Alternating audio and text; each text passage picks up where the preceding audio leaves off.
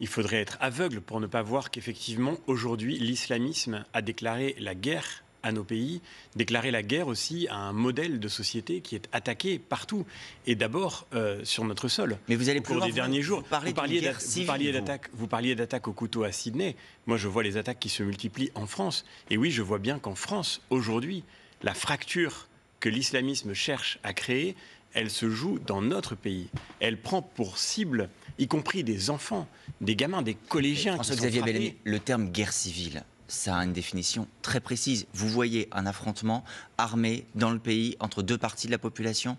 Et qu'est-ce que vous dites quand vous voyez que presque chaque jour, nous apprenons qu'une nouvelle victime est faite par ceux qui cherchent à imposer sur le sol français la charia, parce que c'est de ça qu'il s'agit. Et d'ailleurs, les victimes... Heureusement, pas une nouvelle victime par jour d'attentats ou autre. Au cours des derniers jours, pardonnez-moi, mais on a vu se multiplier les morts sur notre sol, y compris, je le répète, des enfants, des mineurs, qui sont soit tués, soit victimes de tentatives d'assassinat. C'est la petite Samara à Montpellier, victime d'une agression extrêmement violente parce qu'elle s'habille à l'européenne et qu'elle est considérée comme mécréante. Est-ce que vous n'êtes pas là en train de tout mélanger, François-Xavier Bellamy, aussi dramatique soient ces faits, quand vous dites même il se passe la même chose sur notre sol que sur le sol iranien, est-ce que vous dites aux femmes iraniennes, vous vivez la même chose que les femmes françaises ?